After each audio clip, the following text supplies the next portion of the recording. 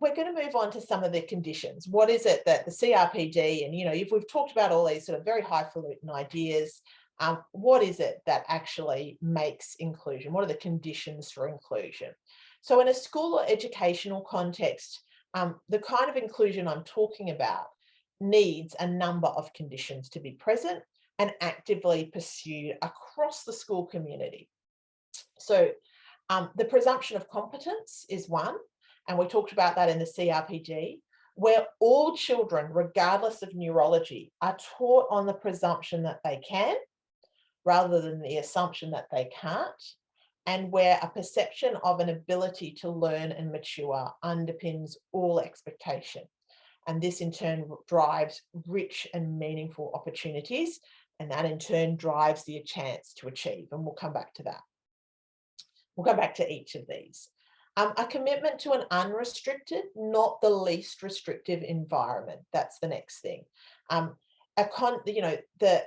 unrestricted context that embraces a capabilities framework and builds on that presumption of competence. And I'll come back to talk about what I mean by that.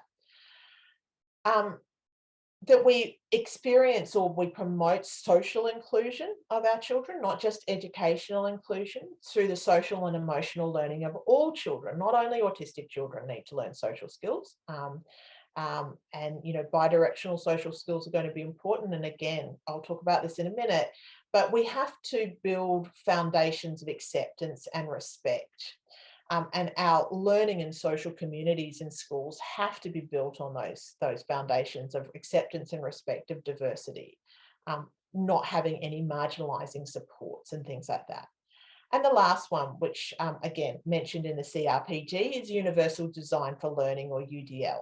And UDL is one of the biggest principles behind UDL is that it does normalise those unique differences of every child. Not normalises them trying to make them homogenous, but normalises the fact that everybody has a different need, so everybody's needs should be met. It's meant to be designed as an equitable and simple and intuitive and appropriate and accessible and flexible approach to teaching and learning. In practice, it's obviously a lot more difficult in the classroom, but what it does is it recognises that no child has special needs, all children have human needs, and that all children's needs must be met in order to learn. So let's go through each of these conditions now so that you can understand a little bit more about what we're talking about. So let's start with the presumption of competence, because that's probably the biggest one. There's a standard exercise that often we're encouraged to do to help us to understand why the presumption of competence is so important. And some of you probably have done this in the past before, but nevertheless, it's always a good one to revisit. So without using speech, without moving your body, answer the following question. What's your favourite colour? No speech, no body movement. Could you do it? I presume you felt it was rather unfair of me to ask. But how much more unfair if I presumed that you had no favourite colour? Or probably worse, I assumed you were unable to comprehend my question because you didn't speak, you didn't move your body. You mustn't have understood my question at all. Maybe I've assumed that you don't know your colours and you need to be taught them. How frustrating and humiliating for you if I used that assumption that you didn't know your colours and needed to be taught them to form a curriculum of teaching you the primary colours because of your inability to answer or my inability to understand your answer, to mind read. But what if, though, I presumed instead that you had an answer to that question, what's your favourite colour, that you either couldn't communicate or I couldn't understand the way you were communicating it. So it might be, we weren't able to communicate it, or I might not have been able to understand that. This is why Anne Donnellan, all the way back in 1984, talked about the presumption of competence as what she calls the least dangerous assumption. She says the criterion of the least dangerous assumption holds that in the absence of conclusive data, I don't know what my colours are. That's conclusive data. If someone said, I don't know what my colours are. Educational decisions should be based on the assumptions which, if incorrect, will have the least dangerous effect on the likelihood that students will be able to function independently as adults. In other words, if you don't have sufficient data or evidence to know, we actually, as parents and as teachers, have a duty of care to opt for the least harmful of the two assumptions. In this scenario that I've just given you, there's actually far less harm in presuming that the person, you, has a favourite colour, but hasn't communicated it, or that I've not been able to understand it, rather than presuming your incompetence, infantilizing you, and which is going to be dangerous. It's going to undermine your self-esteem. It's not going to make for a mentally healthy you if I put the rest of this whole presentation on the fact that you don't know your colours. And so therefore you couldn't possibly understand anything else I have to say. So simply put, presuming competence simply means that we presume that a child or a person can think, can learn, can understand, rather than assuming that they can't. It presumes that with the right supports and environment, we are all innately able to do, to learn, to process, to grow, to mature, to think. And presuming competence is always the least dangerous assumption. Why? Well, imagine, and I'm sort of projecting, and I imagine that you felt some frustration. Maybe you didn't, maybe you weren't that vested in it, but imagine that you were really vested in telling me that your favorite color was pink, but you couldn't use your mouth or your body to show me. Imagine that frustration you might feel at not being able to answer or be understood with one inconsequential question just between you and me, which you couldn't really answer anyway because we've got you on mute, you know? Imagine that, though, was amplified and experienced manifold times a day.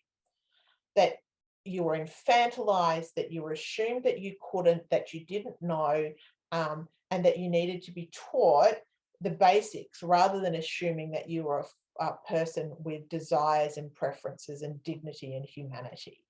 It's not going to make for a mentally healthy person. It's not going to make for a happy person. It's dangerous for our well-being to have that kind of presumption.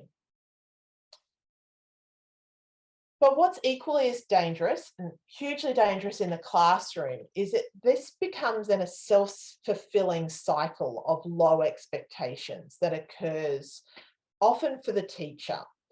So it plays into what's often called the soft bigotry of low expectations.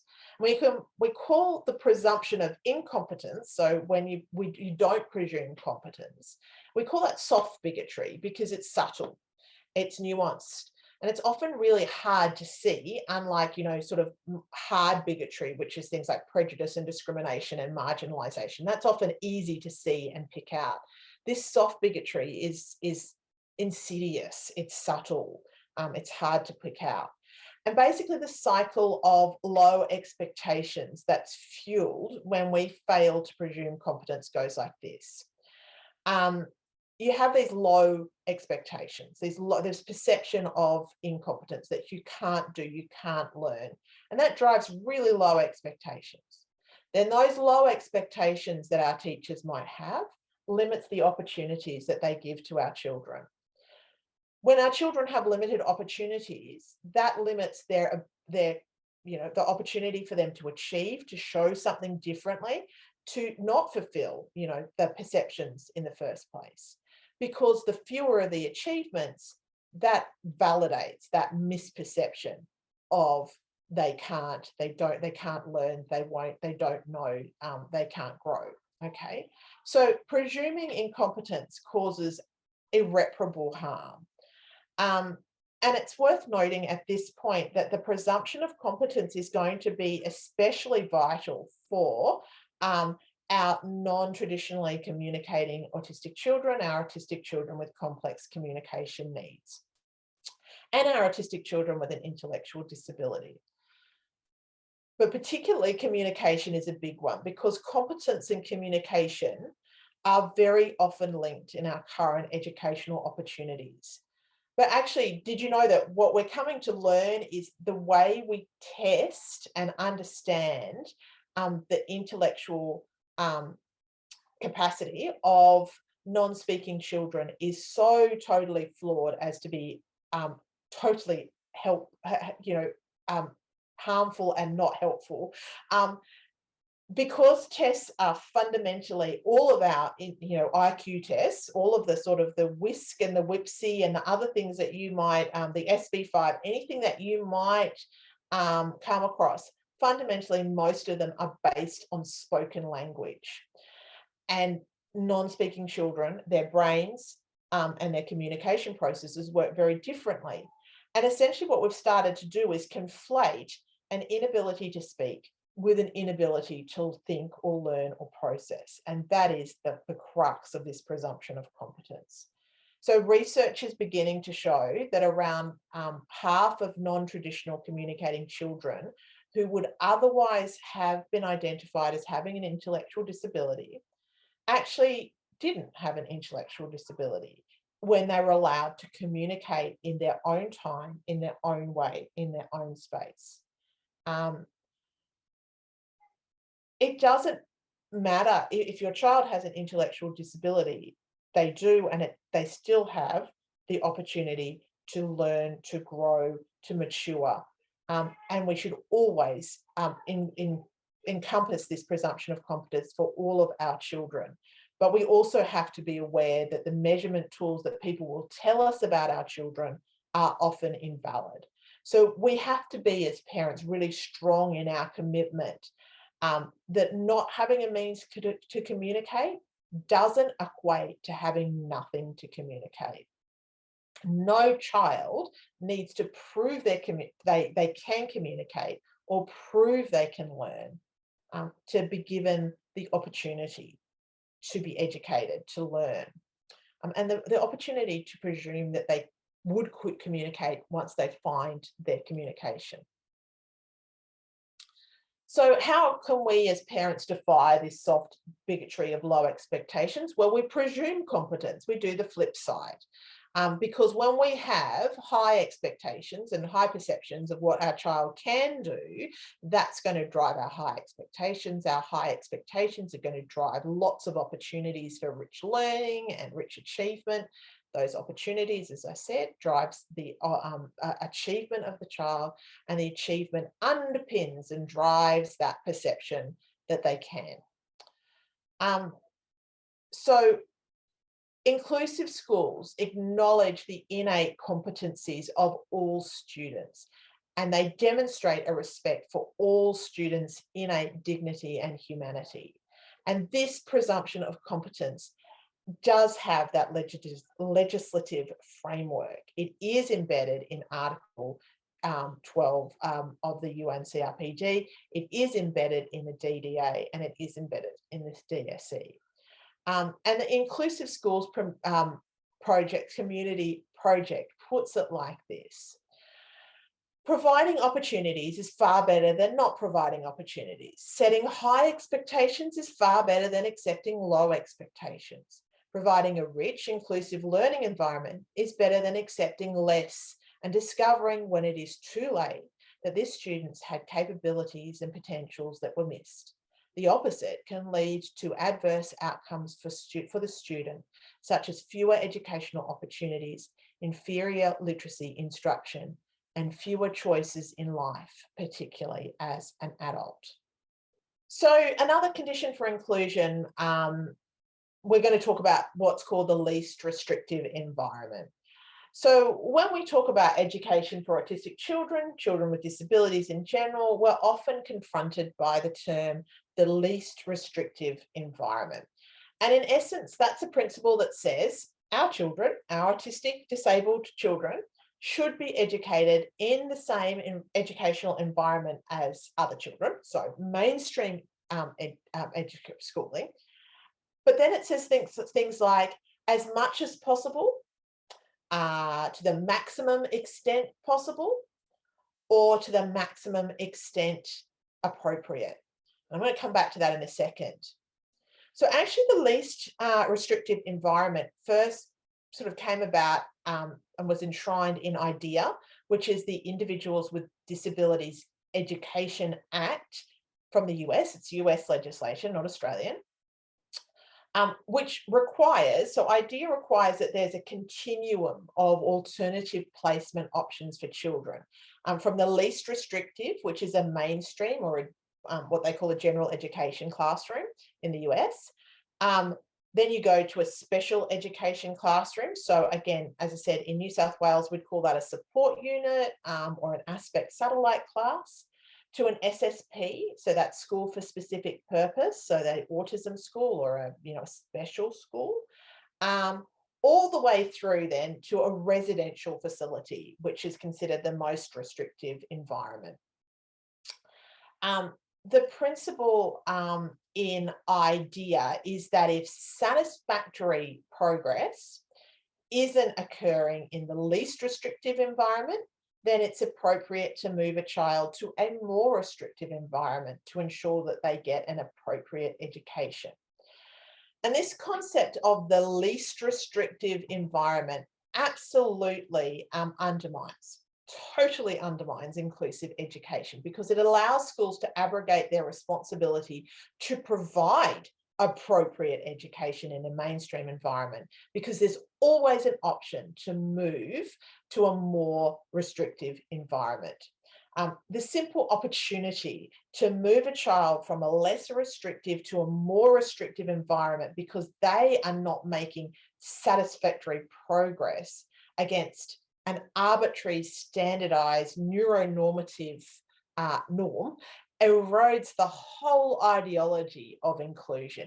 It allows schools and institutions to ignore the imperative to provide inclusion altogether. Now, in Australia, we obviously don't have the US IDEA, the Individuals with Disabilities Education Act, but the state and federal commitment to funding special education services like support units, like SSPs, schools for a specific purpose, special purpose, marks our alignment with the principle of the least restrictive environment. And there are certain state policies, like if any of you are in WA, the WA Department's policies on children in need of special support, that does actually encode this idea of the least restrictive environment. So even though it's not legislated, it is very much part of our imagining of inclusion in Australia, that we can always move our children to a more restrictive environment because they exist. So what I'm saying is that the second condition which underpins inclusion is actually an unrestricted environment. And in using unrestricted, I'm not meaning that the physical space itself is unrestricted, but we need to use language that loses the idea of there being an alternative, being a more restrictive environment. So when we talk about the language of the least restrictive environment, that's comparative. It implies that a more restrictive environment exists. So when we go back to the idea of that, general educational environment as much as possible, or to the maximum extent possible, or to the maximum extent appropriate, it's ultimately the schooling system, the Department of Education or its equivalent, that decides what is possible, what's reasonable, what's appropriate. When we have this concept of the least restrictive environment, they decide the extent of inclusion and whether inclusion is appropriate or possible, because there's an alternative if it all becomes too hard. So inclusion really should be meaning that we make the environment work for the child, not have the option to remove the child when we've decided that they aren't succeeding, or when we feel it's just too hard or not reasonable enough, or no longer reasonable to keep them in that environment. So it allows people to abrogate responsibility for making their school environment the only environment. It has to be inclusive. It has to work because that's the environment that children are in. The language surrounding the least restrictive environment puts the onus of responsibility for learning on your child. But inclusion puts the onus of responsibility for inclusive education on the school. And that seems to me a much more reasonable thing. Okay, so just before we finish on this kind of idea of least restrictive environment, we need to talk about teachers' aides.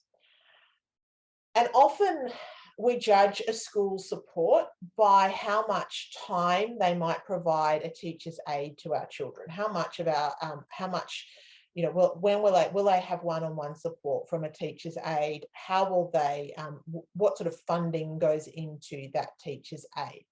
And I just want to, before I start, I just want to say that, some of my kids' best relationships at school were with the teachers' aides, and they often spent the time to get to know my children in a way that teachers didn't.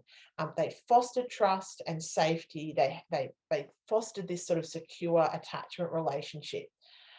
So the caveat for the next part of the conversation is not to say that teachers' supports and aides don't have a role. And remember that the CRPD enshrines that supported teachers is important, but maybe not a role specifically attached to our children one-on-one.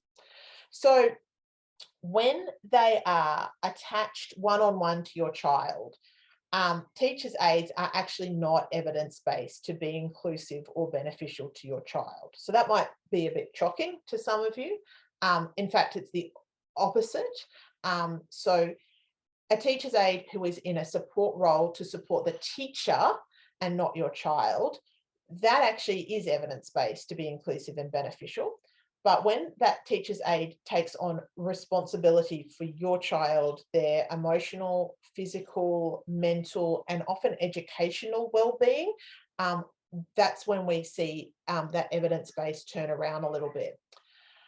Because what actually happens is that they are shown to promote segregation and separation from an integrated environment. So actually the child, your child, my child, becomes very dependent on them. And they often, because they've got this beautiful, often very deep, profound relationship, they do want to protect the child. And sometimes the way that they protect the child is to segregate, to remove, to separate. And there is always a level of separation when there is an adult permanently attached to a child in a school environment. It often results in over-reliance and dependency on the teacher's aide by the child. And this is a big one when we go back to the presumption of competence. A teacher, it's shown that teachers' implicit biases of children who have teachers' aides are such that they have lower expectations and lower expectations of their need to teach that child. So actually, it's got nothing to do with the aide themselves, but the biases that it creates in the classroom for the classroom teacher, that this child who has the aide doesn't need me so much anymore because they've already got a one-on-one support. So basically, it allows teachers, and again, it's an unconscious thing, it's an implicit, not an explicit bias. It's an unconscious abrogating of responsibility to teach that child, and it results in quantifiably lower teacher engagement with the child who has a teacher's aide supported, because the teacher can look and go, oh, thank goodness, they're sorted, I'll just leave them with their aide. However, teachers' aides are brilliantly qualified to do what they are meant to do as a support role, but they're not qualified generally as teachers, and they're not qualified to teach and to manage the complexities of our children. And so our child has limited access to trained instruction, to trained teachers. Often the child becomes very, as said, dependent and over-reliant, and this can result in a loss of personal control and identity. Again, not on anyone's, this is not a conscious or an intended outcome, it just is. Um, but a big one for our kids is that actually it's shown to increase social isolation, bullying, and stigmatization. And it can interfere with peer interactions. It can promote insular relationships. Um, and finally, often it results in untrained decisions and implementation. What happens is that educational, mental health, and autistic informed decisions are made by people without the necessary training to either make the decisions or implement them. So that's these are all things. Um, so the DSE advocates for the least restrictive support options, but research is beginning to show that, as I said, when teachers' aides are attached to a child to take responsibility for that child, they're actually among some of the most restrictive support options available to us. So just to think about that when we move through, when we're asking what our school's going to do and how we want things to look for our child.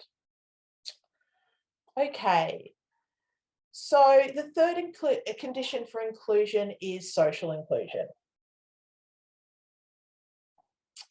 We need to acknowledge that inclusion doesn't just need to be educational, but it's going to be social and emotional too.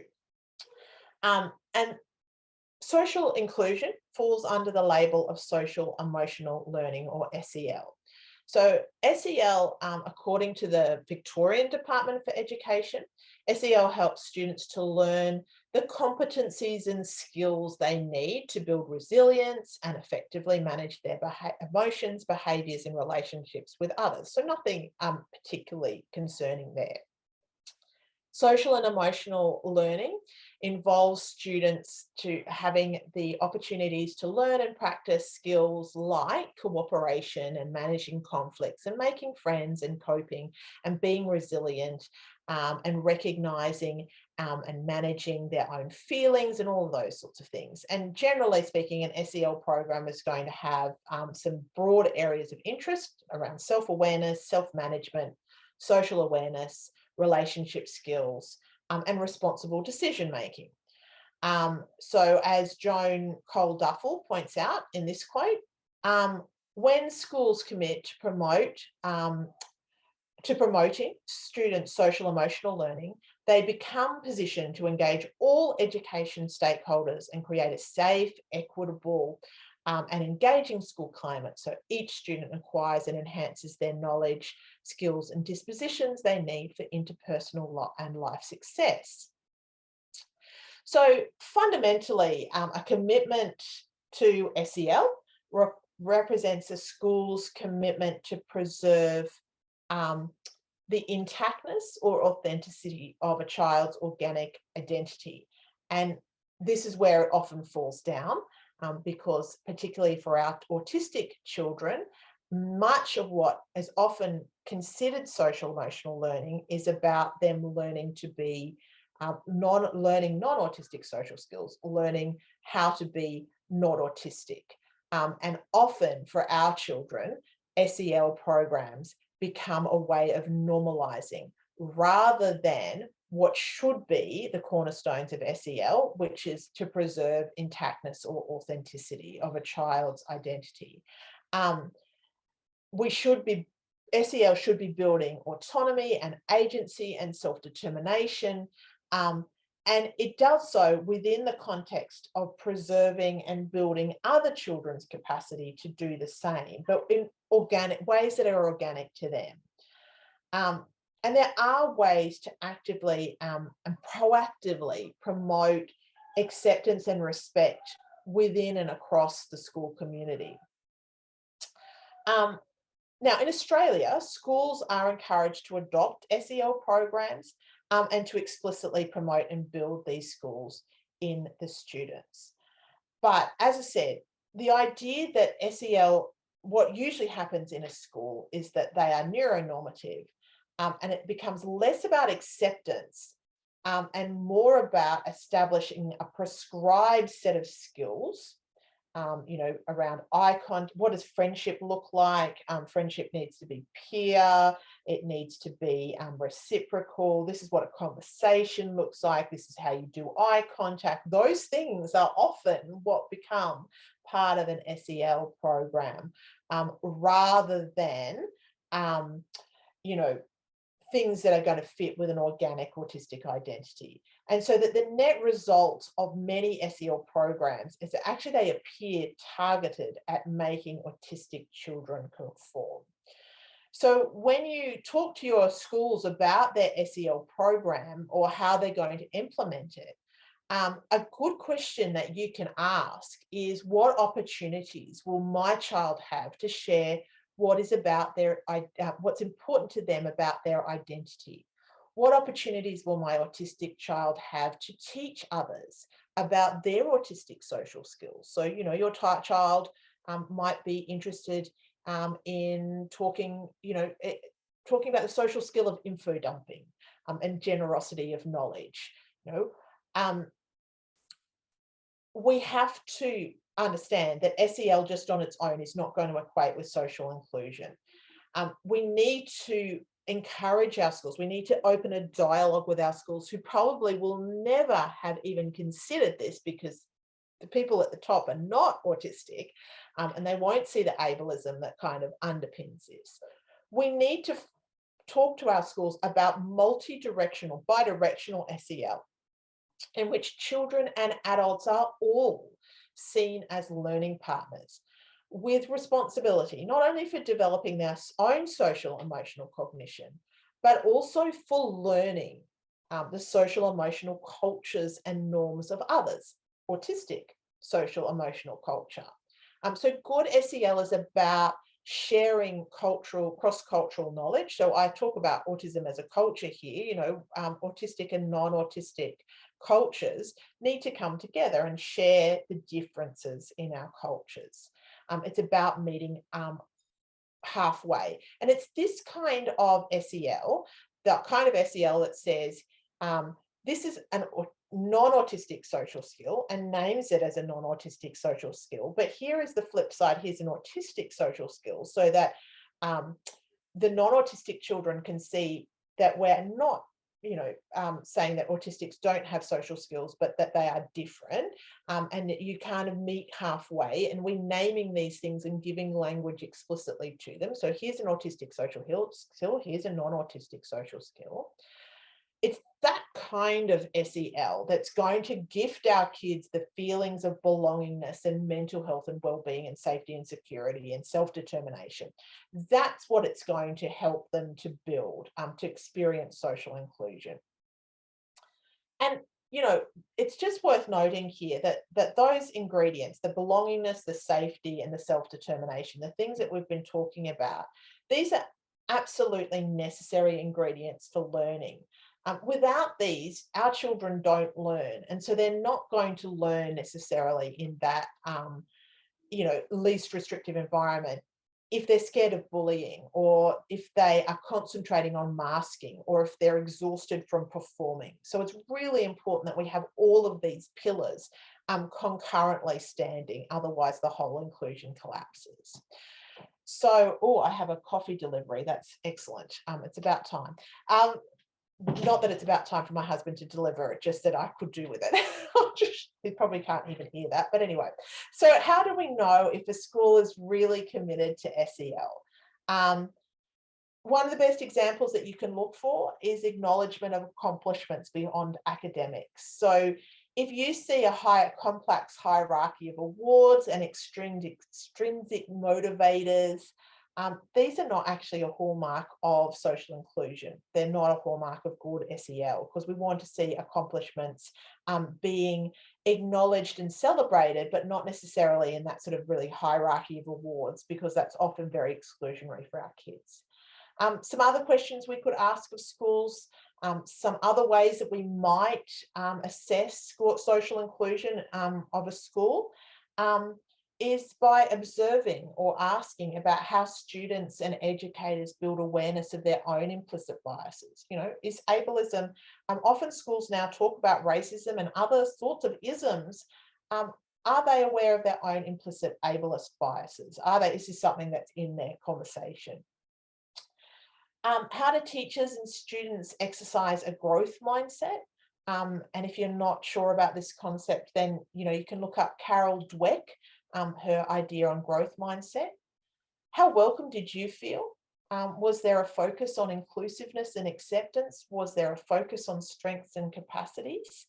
Um, you might ask the school leadership how they're supporting teachers in expanding their own mindsets regarding their students' capabilities. How are they supporting presumption of competence? Always ask to look at discipline policies. Is there a focus on co-regulation, restorative practices and that kind of thing? Or, Ross Green's CPS model. If you don't know it, go and look at Balance in Lives in the Balance website. It's amazing. These kinds of things are around how a school can build inclusion and social emotional learning without punitive measures. Or if you look at the discipline policies, are there explicit, often use euphemisms, I have to say, for things like timeouts and punishments? So in one of my children's school at one point, there was a reflection room, which just meant that it was essentially a detention room. You went there for detention, but they called it a reflection room.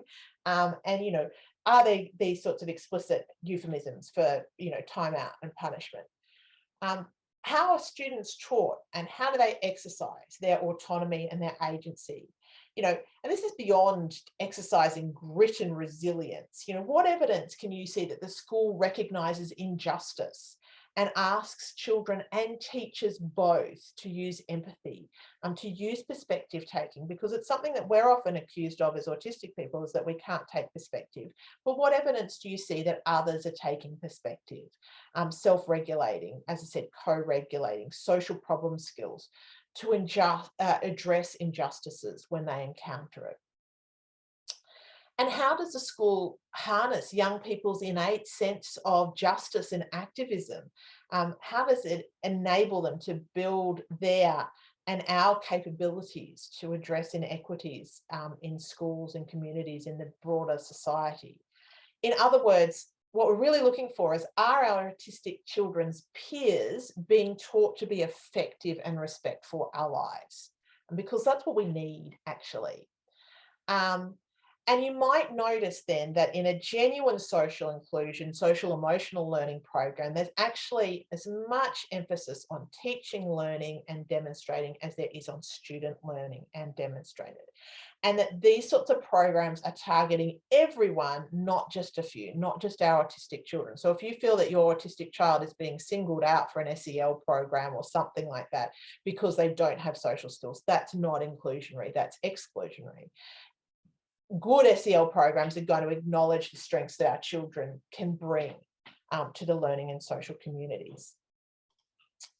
And this is a very long quote, and again, it's this Joan Cole Duffels, but at its foundation, equity in education requires a physically and emotionally safe and positive school climate in which students are respected and encouraged by adults who hold high expectations. This is a beautiful summary of everything we've talked about. This culture of achievement saturates all aspects of the school, featuring an environment for learning that is culturally responsive. We can think about autism as a culture in that sense, and that challenges adults and students to have a strong sense of self-efficacy.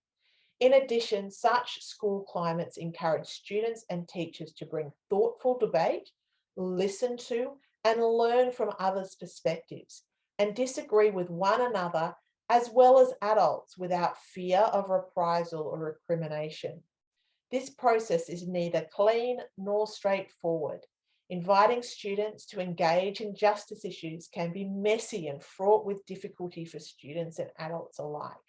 But when student agency is unlocked, including providing students with the skills to follow up their newfound voices, authentic engagement is usually the result.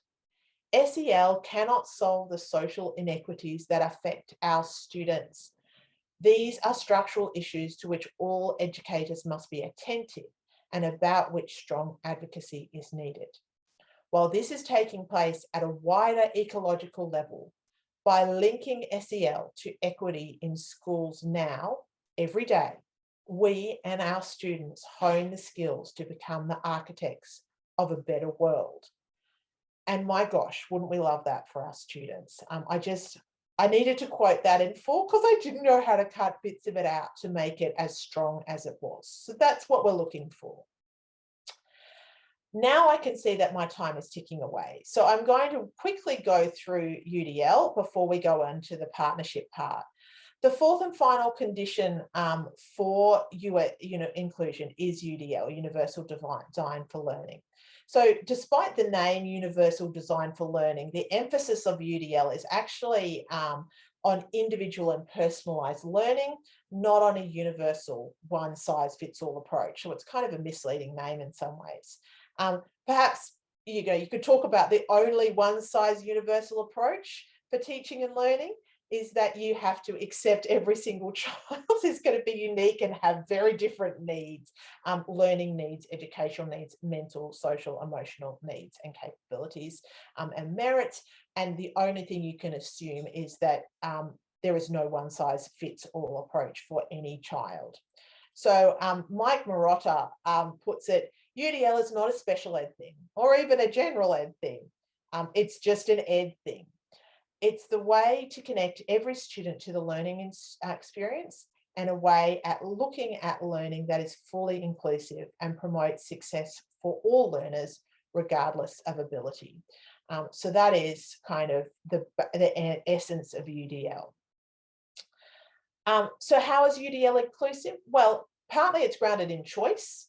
And the aim of the choice is to increase our learners, our autistic learners' engagement and accessibility, but every learner's engagement and accessibility. UDL argues that learners have the right to be taught using multiple means of engagement. So that's how we learn and how we sustain interest in a topic or in an activity, how we're motivated and how we maintain, how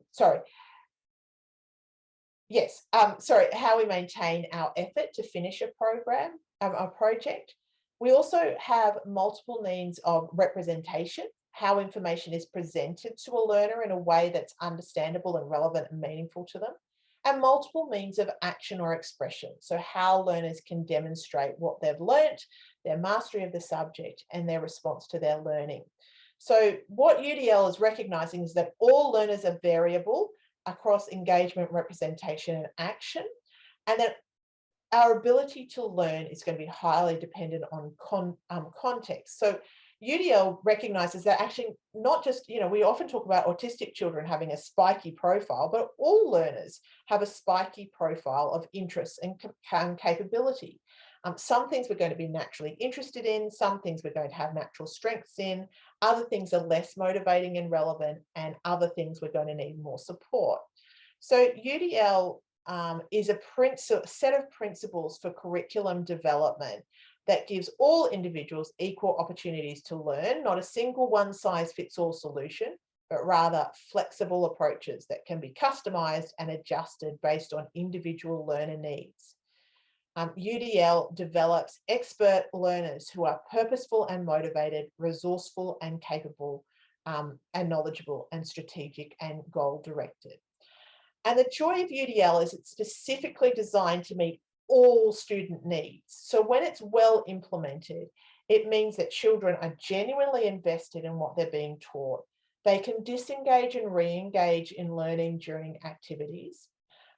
It's flexible and accessible for all learners. It recognises that different children are going to absorb information in different ways, and that explicit spoken or written instruction is actually the purview of the few, not the many children. And for our kids, it means things like handwriting, which is a bane for so many of our children. I feel like if I had you all in a room, I'd ask you to put your hand up and say which of your children likes handwriting. I don't think there's many of us. Autistic kids, as a general rule, hate handwriting. they just become unnecessary because kids are going to direct the way they express or um, act upon their learning. So in this kind of UDL framework, difference is normalized. So you can see how nicely aligned it is with inclusion. It's not really a recipe, it's an approach, it's acknowledgement that, for some children, structure, for others, flexibility, for some, structure and flexibility are required. It acknowledges that learning experiences that dependent on experiences outside of the classroom, cultural and racial and religious identities, all of those intersections are going to play in the way a child learns. And that's really important for our autistic kids who do have different intersectional identities. And it acknowledges that different children have different neurologies. So it really fits beautifully into the neurodiversity paradigm. But the big thing is that in a UDL classroom, autistic needs are simply needs. And there's the same obligation to acknowledge and meet those needs as there is for any other child's needs. So here's something that has come from actually a lived example of how it might look for an autistic child. So this was a very high level before we got to sort of breaking down into subjects and matters. But essentially, in order to have the sense of engagement, this little person only related to topics only learned from topics related to his passions. But he liked a choice in the topic and how broadly or narrowly the topic was defined. How was it taught? Well, actually, this child liked a flipped classroom. So he actually liked to learn through lectures and YouTube and podcasts and things like that, documentaries. And then after learning from an external source to his teacher, he liked to come back to his classroom and discuss what he'd learned with a knowledgeable teacher or adult. So that is called a flipped classroom, where the explicit instruction doesn't happen from the teacher. It actually happens from other environments, other contexts, and then you come back and actually do the learning in the classroom after you've gained the knowledge. And how did he like to action and express his learning? Art, dictation, oral debate with a knowledgeable partner, but he needed to move while he was thinking and speaking.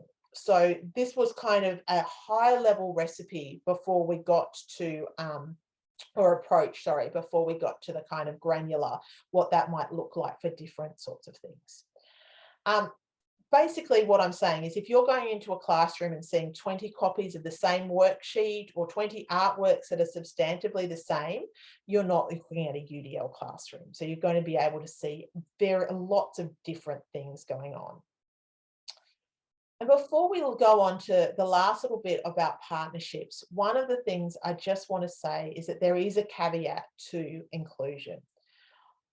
Every piece of research that people quote will tell you that everyone, autistic, disabled, non-autistic, non-disabled, children and adults benefits from an inclusive education. So everybody. The research is absolutely overwhelming that inclusive education supports all children to become more committed to social justice, to build a sense of community and belonging, and that it's beneficial in terms of the learning and the academic outcomes, the social emotional development, increased awareness of diversity, and access to higher quality and personalised teaching, education and care. And that's for all children, disabled and non-disabled. For our children specifically, for autistic children, inclusive education improves academic and social outcomes. That's for students with disabilities. It increases their feelings of well-being, self-efficacy and self-concept. And it gives them access again to higher quality, broader learning opportunities. But because inclusion isn't the simple matter of including children with disabilities, the research is only valid when you're comparing segregated and genuinely inclusive education. Mainstream education, mainstream schooling that's not inclusive can actually be just as damaging as any other type of education to our children. And there's this quote, even its fiercest advocates say that full inclusion must be executed properly or it can cause harm to those it tries to help. They say full inclusion must be put into practice by coordinated, well trained, and well paid professionals and backed by administrators and sufficient funding, clearly American.